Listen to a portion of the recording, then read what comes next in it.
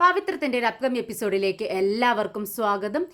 അങ്ങനെ വേദ കളക്ടർ ഓഫീസിൽ നിന്നും വീട്ടിലേക്ക് കയറി വരുന്നു. വീട്ടിൽ കയറി വരുന്ന സമയത്ത് വേദ കാണുന്നത് തൻ്റെ മകളോടൊപ്പം കളിച്ച് ചിരിച്ച് ഇരിക്കുന്ന ശങ്കരനാരായണനെയാണ്. ഇത് വേദയ്ക്ക് ഒട്ടും ഇഷ്ടപ്പെടുന്നില്ല. വേദ പെട്ടെന്ന് വിജിയുടെ അടുത്തേക്ക് ചെല്ലുവാണ്. എന്നാൽ ശങ്കരനാരായണൻ വേദയെ കണ്ടതും മോളെ വേദ എന്ന് വിളിക്കുന്നുണ്ട്. പക്ഷേ വേദ വിളി കേൾക്കുന്നുമില്ല, വിളി കേട്ടതായി ഭാവിക്കുന്നു പോലുമില്ല. പെട്ടെന്ന് വേദ വിജിയോട് ചോദിക്കുന്നുണ്ട്, അല്ല ചേച്ചി, ഇതാരാ വന്നിരിക്കുന്നത്, എന്താ ഇവിടെ നടക്കുന്നതെന്ന് ചോദിക്കുന്നു. എന്താ വേദ നീ ചോദിച്ചത്? ഇതാരാണെന്ന് നിനക്കറിയില്ലേ? നിന്റെ അച്ഛൻ. അത് തന്നെയാണ് ഞാൻ ചോദിക്കുന്നത്. എന്തിനാ അദ്ദേഹം ഇവിടെ വന്നു? എന്തിനാണ് ചേച്ചി എൻ്റെ മകളെ അവർക്ക് കാണിച്ചു കൊടുക്കുന്നത്? എനിക്കത് ഇഷ്ടമല്ലെന്ന് ഞാൻ പറഞ്ഞില്ലേ. ഇവിടെ വരുന്നവർക്കും പോകുന്നവർക്കും മുന്നിൽ എൻ്റെ മകളെ ഇങ്ങനെ നിർത്തരുതെന്ന് ഞാൻ ചേച്ചിയോട് ഇങ്ങോട്ട് വരുന്നതിന് മുൻപേ തന്നെ ഞാൻ പറഞ്ഞതല്ലേ. എന്നിട്ടും ഇത് തന്നെയാണോ ചെയ്യുന്നത്? എനിക്കത് ഇഷ്ടമില്ല. നിങ്ങളോട് ഞാൻ പലവട്ടം പറഞ്ഞിട്ടില്ലേ എന്ന് ചോദിക്കുകയാണ്. ഉടനെ വിജി പറയുന്നുണ്ട്, വേദേ നീ എന്താ ഈ പറയുന്നത്? തൻ്റെ പേരക്കുട്ടിയെ ഒരു നോക്ക് കാണാൻ വേണ്ടി ആഗ്രഹത്തോടെ വന്ന ആ അച്ഛനോട് ഞാൻ എങ്ങനെ പറയും മോളെ കാണിച്ചു തരില്ലെന്ന്? അതുകൊണ്ട് മോളെ ഒന്ന് കണ്ടിട്ട് പോയിക്കോട്ടെ, കുറച്ചു നേരം മോളോടൊപ്പം ഇരുന്നിട്ട് പോയിക്കോട്ടെ എന്ന് ഞാൻ വിചാരിച്ചു. ഇത് കേട്ടതും വേദയ്ക്ക് ദേഷ്യം വരുന്നുണ്ട്. ഞാൻ ഇങ്ങോട്ട് വരുന്നതിന് മുന്നേ വിജയിച്ചിട്ട് ഞാൻ പറഞ്ഞതാ, അവളെ ആരോടുമൊപ്പം കളിക്കാനോ ചിരിക്കാനോ ഒന്നിനും പറഞ്ഞയക്കരുതെന്ന്. അവൾ അവിടെ എങ്ങനെയാണോ അതുപോലെ തന്നെയാണ് ഇവിടെയും ജീവിക്കേണ്ടത്. അവൾക്ക് ആരുമില്ല, ഞാനും നിങ്ങളും മാത്രമേ ഉള്ളൂ. വേദ നീ പറയുന്നത് പോലെയൊക്കെ എനിക്ക് അച്ഛനോട് പറയാൻ പറ്റുമോ? എനിക്കങ്ങനെ പറയാൻ പറ്റത്തില്ല. പാവമല്ലേ അച്ഛൻ എന്ന് പറഞ്ഞതും പിറകിൽ നമ്മുടെ ശങ്കരനാരായണൻ നിൽക്കുന്നത് വിജി കാണുന്നു. എന്നാൽ ഞാൻ പറഞ്ഞോളാം എന്ന് പറഞ്ഞുകൊണ്ട് വേദ പെട്ടെന്ന് തിരിയുന്ന സമയത്താണ് അച്ഛനെ കാണുന്നത്. ഞാൻ ഇവിടെ നിന്നും പുറത്തേക്ക് പോവണമായിരിക്കും അല്ലേ വേദേ? നീ അത് പറയാനല്ലേ വരുന്നത്? എനിക്ക് മനസ്സിലായി എന്ന് പറയുന്നുണ്ട് ശങ്കരനാരായണൻ. മനസ്സിലായല്ലോ, ഇനി ഞാനൊന്നും പറയുന്നില്ല എന്ന് പറയുന്നുണ്ട് വേദ. വേദേ നീ ഒരുപാട് മാറിപ്പോയി. നിനക്ക് ആരുമില്ലെന്നാണോ നീ ചിന്തിക്കുന്നത്? ഞാൻ നിന്റെ അച്ഛനാണ്. നിനക്ക് കൂടപ്പിറപ്പുകളുമുണ്ട്, നിന്റെ മകൾക്കും എല്ലാവരുമുണ്ട്. ഇത് കേട്ടതും വേദ പറയുന്നുണ്ട്, ഇല്ല, എൻ്റെ മോൾക്ക് ആരുമില്ല. അമ്മാവനുമില്ല, മുത്തശ്ശനുമില്ല, മുത്തശ്ശിയുമില്ല, ആരുമില്ല. ഞാൻ മാത്രമാണ് അവൾക്കുള്ളത്. അവളെ ഞാൻ അങ്ങനെയാണ് പഠിപ്പിച്ചു വെച്ചിരിക്കുന്നത്. ഇത് കേട്ടതും ശങ്കരനാരായണന് ഒരുപാട് വിഷമാവുന്നുണ്ട്. ശങ്കരനാരായണൻ പറയുന്നുണ്ട്, ഇല്ല വേദേ, നിനക്ക് നിന്റെ ഭർത്താവുമായി ഡൈവോഴ്സ് വാങ്ങിച്ചാൽ ആ ബന്ധമങ്ങ് തീരും. പക്ഷേ ഒരച്ഛനും അമ്മയും മുത്തശ്ശിയും ആങ്ങളയുമായിട്ടുള്ള ബന്ധമൊക്കെ ഉണ്ടല്ലോ, അതൊരിക്കലും അവസാനിക്കാത്ത ബന്ധമാണ്. അത് രക്തബന്ധമാണ്. അത് എന്നേക്കാൾ കൂടുതൽ നിനക്കറിയാമല്ലോ. ഇത് കേട്ടതും വേദയ്ക്ക് ഒന്നും പറയാനില്ല. ശരി, നിനക്ക് ഇഷ്ടമില്ലെങ്കിൽ ഞാൻ പൊക്കോളാം എന്നും പറഞ്ഞുകൊണ്ട് ശങ്കരനാരായണൻ പുറത്തേക്ക് ഇറങ്ങാൻ നിൽക്കുന്നു. ഉടനെ മോൾ ഓടി വന്ന് പറയുന്നുണ്ട്, എന്ത് പറ്റി ശങ്കര? നീ ഇങ്ങനെ കരയുന്നത് എന്തിനാ? പൂവാണോ? അല്ല, ഞാൻ ചിത്രം വരച്ചു. എന്നോട് ചിത്രം വരയ്ക്കാൻ പറഞ്ഞില്ലേ? ഞാൻ ചിത്രം വരച്ചു വെച്ചിട്ടുണ്ട്, അതൊന്ന് നോക്കിയിട്ടെങ്കിലും പോ എന്ന് പറയുന്നുണ്ട്. ഇത് കേട്ടതും മോളോട് ദേഷ്യപ്പെടുകയാണ് വേദ. നിന്നോട് ഞാൻ പറഞ്ഞിട്ടില്ലേ സുഡർ, പോകുന്നവരോട് എവിടെ പോകണോ എന്ന് ചോദിക്കരുതെന്ന്? നീ എന്തിനാ അവരോട് അങ്ങനെ ചോദിച്ചതെന്ന് പറയുന്നു. ഇത് കേട്ടതും സുഡർ പറയുന്നുണ്ട്, സോറി അമ്മേ. മോൾ എല്ലാവരെയും പേരാട്ടോ വിളിക്കുന്നത്, അതുകൊണ്ട് വേദയും വേദാന്ന് തന്നെയാണ് വിളിക്കുന്നത്. സോറി വേദ എന്ന് പറയുന്നത്. ദേ ശങ്കരൻ കരയുന്നു. എന്തിനാ കരയുന്നു ശങ്കര? ഇങ്ങനെ കരയണ്ട. വേദ വഴക്ക് പറഞ്ഞോ? വഴക്ക് പറഞ്ഞെങ്കിൽ കുറച്ച് സമയം കഴിഞ്ഞാൽ വേദ വന്ന് കെട്ടിപ്പിടിക്കും. അത് വേദയുടെ ഒരു സ്വഭാവം അങ്ങനെയാ. കരയണ്ട കേട്ടോ, സങ്കടപ്പെടണ്ട എന്ന് പറഞ്ഞുകൊണ്ട് ശങ്കരനാരായണൻ്റെ കണ്ണീര് തുടച്ചു കൊടുക്കുകയാണ് മോള്. ഇത് കണ്ടതും ശങ്കരനാരായണൻ ഒരുപാട് വിഷമം കൂടുതൽ വരുവാണ്. മോളെ കെട്ടിപ്പിടിച്ച് ഉമ്മ കൊടുക്കുന്നുണ്ട്. അപ്പോഴാണ് ടേബിളിലിരിക്കുന്ന ഒരു കവറ് വേദ ശ്രദ്ധിക്കുന്നത്. ഇതെന്താണെന്ന് ചോദിക്കുന്നു. ഉടനെ വിജി പറയുന്നുണ്ട്, അത് അച്ഛൻ കൊണ്ടുവന്നതാ. അച്ഛൻ കൊണ്ടുവന്നതോ? എൻ്റെ മോൾക്ക് അങ്ങനെ ആരും കൊണ്ടുവന്ന ഒരു സാധനത്തിൻ്റെയും ഇവിടെ ആവശ്യമില്ല. അവൾക്ക് ആവശ്യമുള്ള സാധനങ്ങളെല്ലാം ഞാൻ വാങ്ങിച്ചു കൊടുക്കുന്നുണ്ട് എന്നും പറഞ്ഞുകൊണ്ട് ആ ടേബിളിൻ്റെ മുകളിൽ നിന്നും ആ കവർ എടുത്തുകൊണ്ട് താഴേക്കിടുന്നു. ഇത് കണ്ടതും ശങ്കരനാരായണന് കൂടുതൽ വിഷമമാവുകയാണ്. വേദ ഒരു കത്തിയെടുത്ത് തൻ്റെ നെഞ്ചിലോട്ടങ്ങ് ആഴത്തിൽ കുത്തി ഇറക്കുന്നത് പോലെയാണ് ശങ്കരനാരായണന് തോന്നുന്നത്. ആകെ വിഷമിച്ച് നിൽക്കുകയാണ്. പെട്ടെന്ന് ആ കിറ്റ് എടുത്തുകൊണ്ട് ശങ്കരനാരായണൻ പുറത്തേക്ക് പോകുന്നുണ്ട്. എന്നാൽ വിജു ഓടി വരുന്നുണ്ട്. അച്ഛാ നിൽക്കച്ഛാ, വേദ എങ്ങനെയൊക്കെ പറയും, അച്ഛ സങ്കടപ്പെട്ട് പോവല്ലേ എന്ന് പറഞ്ഞുകൊണ്ട് പിറകെ ഓടി ചെല്ലുന്നുണ്ട്. വേണ്ട മോളെ, ഞാൻ പോവാണ് എന്നും പറഞ്ഞുകൊണ്ട് ശങ്കരനാരായണൻ കാറിൽ കയറി പോകുന്നുണ്ട്. എന്നാൽ ശങ്കരനാരായണൻ പോയതും മോള് വേദയോട് ചോദിക്കുന്നുണ്ട്, എന്താ വേദ ഇത്? എനിക്കും വേദയ്ക്കും ആരുമില്ലെന്നല്ലേ എന്നോട് പറഞ്ഞിട്ടുണ്ടായിരുന്നത്. എന്നിട്ട് ഇവിടെ വന്നപ്പോൾ ആരൊക്കെയുണ്ട്? മാമനുണ്ട്, മുത്തശ്ശനുണ്ട്, മുത്തശ്ശിയുണ്ട്, മാമിയുണ്ട്, എല്ലാവരും ഉണ്ട്. എന്നിട്ട് എന്നോട് പറഞ്ഞു എനിക്ക് ആരുമില്ലെന്ന്. ഇവരൊക്കെ ഉണ്ടായിട്ടാണോ എന്നോട് ആരുമില്ലെന്ന് പറഞ്ഞത്? മുത്തശ്ശനും മുത്തശ്ശിക്കുമൊക്കെ എന്നോട് എന്തൊരു സ്നേഹമാണ്. അവരൊക്കെ എന്നെ കെട്ടിപ്പിടിച്ച് ഉമ്മ വയ്ക്കുന്നു. എത്ര സ്നേഹത്തോടെയാണ് എന്നോട് സംസാരിക്കുന്നത്. എന്നിട്ടും എന്തിനാ വേദ അവരുടെ വീട്ടിലേക്കൊന്നും വിടാത്തത്? അവരിവിടെ വരണ്ടാന്നും പറഞ്ഞത് എന്തിനാ? നിന്നോട് ഞാൻ പറഞ്ഞിട്ടുണ്ട് എന്നോട് ഇത്തരം ചോദ്യങ്ങളൊന്നും ചോദിക്കരുതെന്ന്. നിനക്കാരുമില്ല. പിന്നെ ഈ വന്നവരൊക്കെ ആരാ വേദ? വേദ തന്നെ പറ. എന്നാൽ മോളിങ്ങനെ കൂടുതൽ ക്വസ്റ്റ്യൻസ് ചോദിക്കുമ്പോൾ വേദ ആകെ ഇറിറ്റേഷൻ വരുവാണ്. അങ്ങനെ വേദ പെട്ടെന്ന് വിജിയോട് പറയുന്നുണ്ട്, കണ്ടോ വിജി ചേച്ചി, ഞാൻ ഇതുകൊണ്ടാണ് മോളെ ആരുടെയും കൂട്ടത്തിൽ കൂട്ടരുതെന്ന് പറയുന്നത്, മോളെ ശ്രദ്ധിക്കണമെന്ന് പറയുന്നത്. ഇതേ കണ്ടില്ലേ മോളും ചോദ്യം ചോദിക്കുന്നത്? അവൾ പ്രായത്തിനനുസരിച്ചുള്ള ചോദ്യമാണ് അവൾ ചോദിക്കുന്നത്. അല്ല, ഇതിനുള്ള മറുപടിയും എൻ്റെ കയ്യിലില്ല. ഇത് കേട്ടതും വിജിക്കാകെ വിഷമാവുന്നുണ്ട്. വേദ ആകെ നിസ്സഹായാവസ്ഥയിലാണെന്ന് മനസ്സിലായതോടുകൂടി വിജി മോളോട് പറയുന്നുണ്ട്, മോളെ അമ്മ ഇങ്ങനെ വിഷമിപ്പിക്കാൻ പാടുമോ? ഇല്ലല്ലോ. എന്തിനാ അമ്മയോട് ഇങ്ങനെയുള്ള ചോദ്യങ്ങളൊക്കെ ചോദിക്കുന്നത്?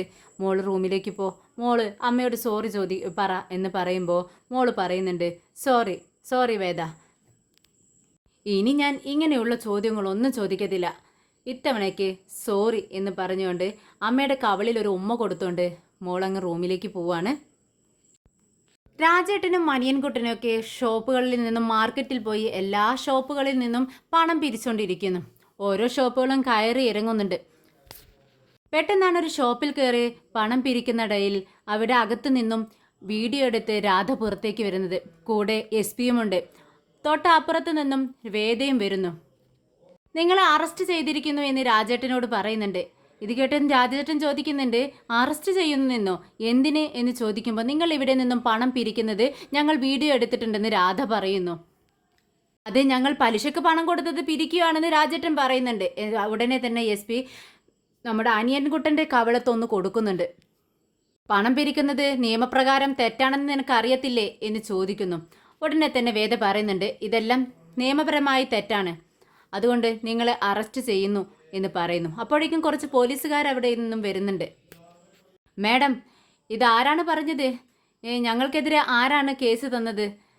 ഈ രാധ പറഞ്ഞിട്ടാണോ നിങ്ങൾ വന്നത്? രാധയ്ക്ക് മുൻകൂട്ടി ഞങ്ങളോട് വൈരാഗ്യമുണ്ട്. ആ വൈരാഗ്യം തീർക്കാൻ വേണ്ടിയിട്ടാണ് ഇതെല്ലാം പറയുന്നതെന്ന് രാജേട്ടൻ പറയുന്നുണ്ട്. ഉടനെ വേദ പറയുന്നുണ്ട്, ഇല്ല, നിങ്ങൾക്കെതിരെ വ്യക്തമായ കംപ്ലൈൻറ്റ് ലഭിച്ചിട്ടുണ്ട്, അത് അന്വേഷിക്കാൻ വേണ്ടിയാണ് ഞങ്ങളിവിടെ വന്നത്. എന്തായാലും നിങ്ങളെ അറസ്റ്റ് ചെയ്യുന്നു എന്ന് പറയുന്നു. ഉടനെ രാധ പറയുന്നുണ്ട്, നിങ്ങളെയും വിക്രമിനെയും ഞങ്ങൾക്കൊന്നും ചെയ്യാൻ കഴിയില്ല എന്നല്ലേ പറഞ്ഞത്? ഇപ്പം മനസ്സിലായില്ലേ? ഞങ്ങൾ വിചാരിച്ചാലും ചിലതൊക്കെ ചെയ്യാൻ കഴിയും. വ്യക്തമായ തെളിവുകളുണ്ട്. നിങ്ങൾ ഓരോ ഷോപ്പിലും കയറി പണം പിരിക്കുന്നതിനുള്ള വ്യക്തമായ വീഡിയോ ഞാൻ എടുത്തു വെച്ചിട്ടുണ്ട് എന്ന് പറഞ്ഞുകൊണ്ട് അവർക്ക് കാണിച്ചു കൊടുക്കുകയാണ്.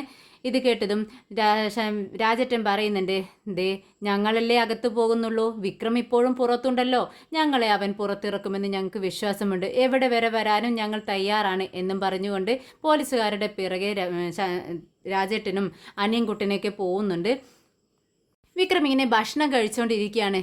നമ്മുടെ കൺമണി ചൂടോടെ ദോശ ചുട്ട് വിക്രമിൻ്റെ പ്ലേറ്റിൽ കൊണ്ടുവന്ന് കൊടുക്കുന്നുണ്ട്. അപ്പോഴാണ് ടേബിളിലിരുന്ന് കറിക്കെല്ലാം അറിയുന്ന അച്ഛനെ കാണുന്നത്. വിക്രം കൺമണിയുടെ അച്ഛനാണ്. ഉടനെ വിക്രം ചോദിക്കുന്നുണ്ട്, കൺമണി, നീ എന്തിനാ ഇങ്ങനെയുള്ള ജോലികളെല്ലാം അച്ഛനെ കൊണ്ട് ചെയ്യിക്കുന്നത്? നിനക്ക് ചെയ്യാൻ കഴിയില്ലെങ്കിൽ നമുക്കൊരു സെർവൻറ്റിനെ വെക്കാം. ഇത് കേട്ട് കൺമണിയുടെ അച്ഛൻ പറയുന്നുണ്ട്, വിക്രം, അതൊന്നും കുഴപ്പമില്ല, എന്നോട് അവൾ ഇതൊന്നും ചെയ്യാൻ പറഞ്ഞിട്ട് ചെയ്യുന്നതല്ല. ഞാൻ ഒരുപാട് ജോലികളെല്ലാം ചെയ്തിരുന്ന ആളല്ലേ. പെട്ടെന്ന് ഒരു ജോലിയും ഇല്ലാതായപ്പോൾ എനിക്ക് എന്തോ പോലെ. അപ്പോൾ മോളോട് ഞാൻ പറഞ്ഞു, ഞാൻ എന്തെങ്കിലുമൊക്കെ ചെയ്യട്ടെ, നീ എന്തെങ്കിലും ചെറിയ പണികളുണ്ടെങ്കിൽ എനിക്ക് താ എന്ന് പറഞ്ഞുകൊണ്ട് ഞാൻ അവളോട് ചോദിച്ച് മേടിച്ച പണികളാണിതെല്ലാം. എനിക്കിതൊരു കുഴപ്പമായിട്ട് തോന്നുന്നില്ല വിക്രം എന്ന് പറയുമ്പോൾ വിക്രമും പറയുന്നുണ്ട്, നിങ്ങൾ അച്ഛനത് പറയുന്നത് ശരിയാണ്, വെറുതെ ഇരിക്കുന്നതിനേക്കാളും നല്ലത് ഇങ്ങനെ എന്തെങ്കിലുമൊക്കെ ആക്റ്റീവായിട്ട് ഇരിക്കുന്നതാണ്. അപ്പോഴേക്കും വിക്രമിൻ്റെ ഫോൺ റിങ് ചെയ്യുന്നുണ്ട്. കൺമണി പെട്ടെന്ന് പറയുന്നുണ്ട്, ഞാൻ എടുത്തുകൊണ്ട് വരാം, നീ എവിടെ ഇരുന്ന് ദോശ നന്നായി കഴിച്ചിട്ട് പോ എന്ന് പറയുകയാണ് വിക്രമിനോട്. അങ്ങനെ ഫോൺ എടുത്ത് വിക്രമിന് കൊടുക്കുന്നു. ഹലോ എന്ന് പറയുന്ന സമയത്ത് വിക്രമേട്ടൻ എന്താ ചെയ്യുന്നതെന്ന് വളരെ ഗൗരവത്തോടെ ചോദിക്കുന്നുണ്ട്. എന്തു പറ്റി? ഞാൻ ഭക്ഷണം കഴിക്കുകയാണെന്ന് വിക്രം പറയുന്നു. അല്ല വിക്രമേട്ടാ, മാർക്കറ്റിൽ പണം പിരിച്ചുകൊണ്ടിരിക്കുകയായിരുന്ന രാജേട്ടനെയും അനിയൻകുട്ടനെയൊക്കെ പോലീസ് അറസ്റ്റ് ചെയ്ത് കൊണ്ടുപോയി എന്ന് പറയുമ്പോൾ വിക്രം ഞെട്ടുന്നുണ്ട്. എന്ത് അറസ്റ്റ് ചെയ്തു എന്നോ? എന്തിന്? ആരറസ്റ്റ് ചെയ്തു എന്നാണ് പറയുന്നത്? ആരാണ് അവിടെ എത്തിയതെന്ന് ചോദിക്കുന്നു. അത് വേദയും SP-യും രാധയും ഉണ്ടായിരുന്നു എന്ന് പറയുന്നു. ഓ, അപ്പോൾ അവർ തമ്മിൽ ഒന്നിച്ചോ? അവർ ഒന്നിച്ച് ഗൂഢാലോചന ചെയ്തതായിരിക്കും, നടത്തിയിട്ട് ചെയ്തതായിരിക്കും ഇത്. എന്തായാലും ഞാൻ പെട്ടെന്ന് വരാം എന്ന് പറയുന്നുണ്ട് വിക്രം. വിക്രം പെട്ടെന്ന് ചെന്ന് കൈ കഴുകുന്നു. ഇത് കാണുന്ന കൺമണി, എന്തുപറ്റി വിക്രം, നീ എന്താ ഭക്ഷണം കഴിക്കാതെ കൈ കഴുകുന്നു എന്ന് ചോദിക്കുന്നുണ്ട്. വിക്രം പറയുന്നുണ്ട്, ദേ രാജേട്ടനെയും കുട്ടിനെയും പോലീസ് അറസ്റ്റ് ചെയ്തു എന്ന് കോള് വന്നു. ഇത് കേട്ടതും കൺമണി ചോദിക്കുന്നുണ്ട്, എന്ത്, അവർ അറസ്റ്റ് ചെയ്തു എന്നോ? ആരാണ് അറസ്റ്റ് ചെയ്തതെന്ന് ചോദിക്കുമ്പോൾ, അത് ആരാ, അവൾ തന്നെ, ആ കൊലയാളി നമ്മുടെ വേദ തന്നെ എന്ന് പറയുന്നു. എന്നിട്ട് നീ ഇതെങ്ങോട്ടാ ഇത്ര തിടുക്കപ്പെട്ടു പോകുന്നത്? അത് അവരെ അറസ്റ്റ് ചെയ്തു എന്ന് പറഞ്ഞത് കേട്ടിട്ട് ഞാൻ വെറുതെ ഇരിക്കണോ? ഞാൻ അവരുടെ അടുത്തേക്ക് പോവുകയാണ്, എന്തെങ്കിലും ചെയ്യാൻ പറ്റുമോ എന്ന് നോക്കട്ടെ. പെട്ടെന്ന് അവിടെ ചെന്ന് ബഹളം വെച്ച് അവരെ ഇറക്കിക്കൊണ്ടുവരണം എന്ന് പറയുന്നു. ഇത് കേട്ടതും കൺമണി പറയുന്നുണ്ട്, ദേ വിക്രം, നീ എന്തൊരു പൊട്ടത്തരമായി പറയുന്നത്? അവിടെ ചെന്ന് നീ ബഹളം വെച്ചതുകൊണ്ട് വല്ല കാര്യവുമുണ്ടോ?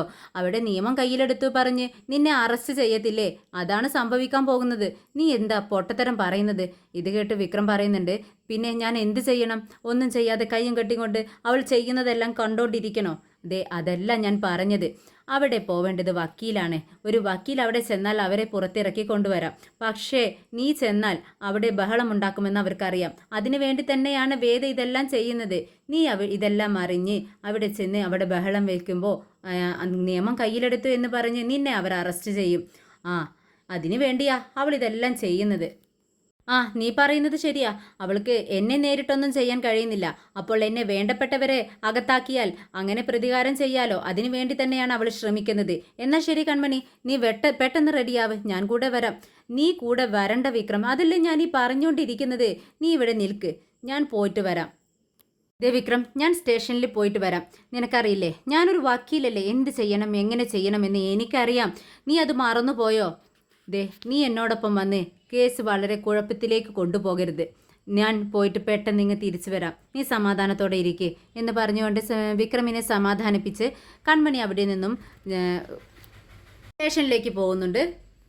പെട്ടെന്ന് തന്നെ കൺമണി ഡ്രസ്സ് ചേഞ്ച് ചെയ്യാൻ വേണ്ടി കയറുന്നുണ്ട്. അപ്പോഴേക്കും കൺമണിയുടെ അച്ഛൻ അങ്ങോട്ടേക്ക് വന്നിട്ട് ചോദിക്കുന്നുണ്ട്, കൺമണി, നീ ഈ നേരത്തെ തനിച്ചാണോ പോകുന്നത്? വിക്രമിനെയും കൂടെ കൂട്ടിക്കൊണ്ടു പോ. ഇത് കേട്ടതും കൺമണി പറയുന്നുണ്ട്, അച്ഛൻ എന്താണ് ഈ പറയുന്നത്? ഒന്ന് പതുക്കെ പറ. ഇപ്പോൾ ആ വേദ തിരിച്ചു വന്ന ടൈമാണ്. ആ വേദയും വിക്രമും കണ്ടുമുട്ടാൻ പാടില്ല. എപ്പോഴും അവരിങ്ങനെ കണ്ടുമുട്ടിക്കഴിഞ്ഞാൽ അവരുടെ മനസ്സിൽ എന്തെങ്കിലും മാറ്റം വന്നു കഴിഞ്ഞാൽ എനിക്കാണ് അതിന് കുഴപ്പം. വിക്രമിനെ എനിക്ക് നഷ്ടപ്പെടും. അങ്ങനെ നഷ്ടപ്പെടാൻ പാടില്ല അച്ഛാ. അതുകൊണ്ടാണ് അവരുടെ കണ്ടുമുട്ടൽ ഞാൻ ഒഴിവാക്കുന്നത്. അച്ഛനൊന്ന് പതുക്കെ പറ. പിന്നെ വിക്രമിനെ ഞാൻ കൊണ്ടുപോകുന്നില്ല, ഞാൻ തനിയെ പോയിക്കോളാം, എനിക്കൊരു കുഴപ്പവുമില്ല അച്ഛാ, അച്ഛൻ സമാധാനത്തോടെ ഇരിക്കുക എന്ന് പറഞ്ഞ് അച്ഛനെ സമാധാനിപ്പിച്ചുകൊണ്ട് കൺമണി അവിടെ നിന്നും സ്റ്റേഷനിലേക്ക് പോവുകയാണ്. പരമുവിനെ കാണാൻ കുറച്ച് ഗുണ്ടകൾ വരുന്നുണ്ട്. പരമു വീട്ടിൽ നിന്നും പുറത്തേക്ക് ഇറങ്ങുന്നുണ്ട്. എന്നാൽ നമ്മുടെ രാധ വീട്ടിലില്ലാത്ത സമയത്താണ് ഇവരെ കാണുന്നതും സംസാരിക്കുന്നതും. അതുകൊണ്ട് ഇവരുടെ ഈ കള്ളത്തരങ്ങളൊന്നും, ഭർത്താവിൻ്റെ കള്ളത്തരങ്ങളൊന്നും രാധയ്ക്ക് മനസ്സിലാവുന്നില്ല. അങ്ങനെ ഗുണ്ടകൾ പറയുന്നുണ്ട്, സർ ആകെ പ്രശ്നത്തിലാണ്. കോളേജിലെ കുട്ടികളെല്ലാം മയക്കുമരുന്ന് വാങ്ങിക്കാൻ ഭയപ്പെടുന്നു. എന്തുകൊണ്ടാണെന്ന് പരമ ചോദിക്കുന്നുണ്ട്. അത് ആ കളക്ടർ ഉണ്ടല്ലോ, ആ കളക്ടർ മാഡം SP മാഡം കൂടി എല്ലാവരും ബോധവൽക്കരണം ചെയ്തിട്ടുണ്ട്. അവരെ എല്ലാം പേടിപ്പിച്ച് വെച്ചിരിക്കുകയാണ്. ഇത് ഉപയോഗിച്ച് കഴിഞ്ഞാൽ എന്തൊക്കെ സംഭവിക്കുമെന്നും അവരെ അറസ്റ്റ് ചെയ്യുമെന്നും പറഞ്ഞ് പേടിപ്പിച്ച് വെച്ചിരിക്കുന്നു. അതുകൊണ്ട് കുട്ടികളെല്ലാം ഇത്രയും പ്രാവശ്യം ഉപയോഗിച്ച കുട്ടികളെല്ലാം ഇത് വീണ്ടും മേടിക്കാൻ ഭയപ്പെടുന്നു സാർ എന്ന് പറയുന്നുണ്ട്. ഇത് കേട്ടതും പരമുവിനാകെ ദേഷ്യം വരുവാണ്. അങ്ങനെയാണോ, അവൾ എൻ്റെ ഇടത്തിലും വന്ന് കളിക്കാൻ തുടങ്ങിയോ എന്ന് പറഞ്ഞ് ദേഷ്യപ്പെടുന്നുണ്ട്. എന്നാൽ ശരി, നമുക്ക് അവൾക്കൊരു പാര വയ്ക്കാം എന്ന് പറയുന്നു. ഉടനെ ഗുണ്ടകൾ ചോദിക്കുന്നുണ്ട്, സാർ എന്താ സാർ ഉദ്ദേശിക്കുന്നത്? പാര വയ്ക്കാമെന്ന് പറയുന്നത് എന്താണെന്ന് കാര്യം ഞങ്ങളോടൊന്ന് പറയൂ എന്ന് പറയുമ്പോൾ പരമു പറയുന്നുണ്ട്, ആ വിക്രമും വേദയുമാണ് നമ്മുടെ ശത്രുക്കൾ. അതുകൊണ്ട് അവരെ പരസ്പരം ഇപ്പോഴും കീരിയും പാമ്പുമാണെന്നാണ് പറയപ്പെടുന്നത്. പുറത്ത് അങ്ങനെ ഒരു സംസാരമുണ്ട്. അതുകൊണ്ട് ആ വേദയ്ക്ക് ഈ സമയത്ത് എന്തെങ്കിലും സംഭവിച്ചാൽ ആരാണ് ഉത്തരവാദി? നമ്മുടെ വിക്രമാണ് ഉത്തരവാദി എന്ന് വേദ വിചാരിക്കും. അങ്ങനെ അവർ തമ്മിലുള്ള പ്രശ്നം കഠിനമാകും. അതല്ലേ നമുക്ക് വേണ്ടത്.